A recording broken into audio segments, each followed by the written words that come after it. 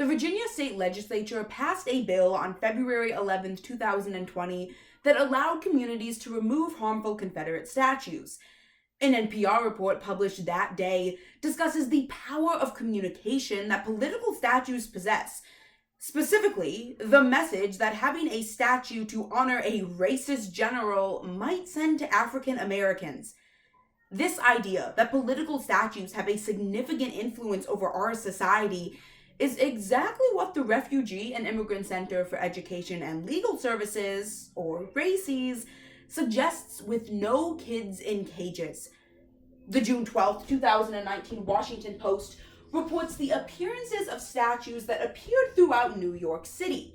These statues depict a child sleeping in a cage on a floor to protest the incarcerated children at the detention centers at the U.S.-Mexican border. The bone-chilling effect they had on passerbys bring immense implications as to how political statues communicate in our country, which prompts today's research question. How can sculptures portray the isolation felt by certain groups within an unwelcoming country? As Anna Ball explores in her 2012 article, Impossible Intimacies, toward an understanding of visual politics at the Israel-Palestine border, published in the Journal for Cultural Research, touch and intimacy can be brought out with art. She studies a statue called Greater Divide, which is meant to represent the relationship that Palestinians have with the West Gaza Strip wall in Israel. Ball's examination of emoting through sculpture design allows us to understand the purpose behind No Kids in Cages. Using her analysis, we will first examine Ball's model, apply that analysis to No Kids in Cages, before finally reviewing some implications of political-themed art. The notion of touch and visual intimacy is introduced in Ball's examination of Greater Divide. Given that Mona Hatoum's statue is meant to serve as a complex symbol for the relationship between Palestinians and the West Gaza Strip wall, Greater Divide allows the possibility to be touched by the border. Ball clarifies that it is not touch in a tactile sense, but rather the sensation of being moved or affected by object. Greater Divide generates two principles for sculpture communication: touch and intimacy. First, the statue's physical appearance equates to the experiences that Palestinians have with the West Gaza Strip wall in Israel. The razor-sharp components of Greater Divide appear as if they could slice through a limb or torso with ease, which stimulates this physical threat. Not only does this equate to the confrontations happening at the checkpoint, but it also parallels the intense presence the border has in the everyday lives of Palestinians. Hatoum's choice to make the statue a cheese grater, a simple domestic tool, implies that the separation that boundaries create become integral to daily life. The border constantly causes Palestinians to feel as the others in Israel, and Greater Divide represents that cultural displacement. But second, Greater Divide opens the door to intimacy through empathy. Ball clarifies that no matter how intimate an experience with art can be, the statue is unable to reach total intimacy with those who are not considered the others in a country. Instead, it allows us to connect to the political struggle of Palestinians.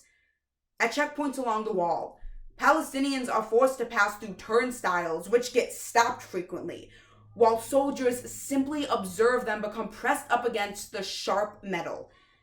The immense scale and threatening texture of Greater Divide portrays the harsh touch of Israel on the everyday lives of Palestinians. And even though we cannot intimately connect with the statue in the same manner as the Palestinians directly affected, that empathy is not lost upon us. So, after analyzing the representation Greater Divide has of the conflict with Israel and Palestine, we must apply the same relationship to No Kids in Cages. Touch and intimacy are generated in No Kids in Cages through two symbolic design elements: the tinfoil blanket and an added audio feature. First, the statue quite literally illustrates what's going on for children in detention centers. The child's tinfoil blanket in the statue is a deliberate design choice. The June 18, 2019 WJLA radio station declares that metallic solar blankets are being used in the camp because they're cheap and easy to access. And Clara Long, the U.S. Deputy Director for the Human Rights Watch program, reported that on June 19, 2019, she interviewed one 14-year-old girl who had been sleeping on the floor after being placed in quarantine. The physical demonstration of using a tinfoil blanket portrays the harsh touch that immigrants feel with the border conflict. But second, No Kids in Cages offers an idea of the emotional environment happening at the border. Because at random moments, the statues pipe out audio recordings captured at the detention centers of children crying out for their parents. The aforementioned Human Rights Watch article explained that some parents hadn't even been notified as to where their children were being held. Hearing the actual audio of children crying out for their parents heightens this emotional trauma happening for children at the border, which allows outside viewers to become more intimately familiar with the situation. And similar to Hatum's statue, individuals passing by No Kids in Cages can feel strong empathy. But it is impossible for them to intimately connect with the statue in the same manner as immigrants who are directly affected. So returning to today's research question, how can sculptures portray the isolation felt by certain groups within an unwelcoming country? Political statues have the ability to intimately connect with individuals based on their symbolic design elements. And No Kids in Cages raises two implications into political statues: the objective behind sculpture communication, as well as the desensitization of suffering. First, No Kids in Cages has none of the celebratory rhetoric surrounding political statues. A September 26, 2018 Guardian article explains that political statues are often constructed with the intention to celebrate the past, but as time progresses, the statue's power and implications shift in the public outlook. Robert E. Lee's statues survived years of civil rights movements within America, despite the racist connotations of having a statue to memorialize him. Around 140 years later, legislation is finally being written to remove the harmful honor, which is a direct contrast to the treatment of No Kids in Cages. Races did not construct the statues to honor the detention centers, but to shame the offenders happening at the border. In fact, Races executes this motive so thoroughly that the statue's exposure to the public was significantly short-lived. Because second, the statues were removed by the NYPD within a day or two of being positioned in New York, according to a June 12, 2019 CBS News article. While there was not a solid reason publicized for the statue's removal, one New York reporter and her crew intentionally avoided capturing the audio from the detention centers because it was so disturbing. And the executive director of Races, Jonathan Ryan, comments on this in a Now This Politics video from June of 2019, explaining that by not being able to see the statues, we are unable to engage in accurate discussion surrounding the situation.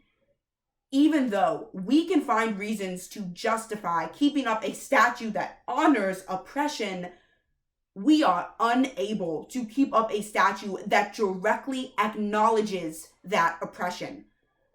No Kids in Cages was put in place to remind individuals that America is not a stranger to the abysmal treatment of immigrant children.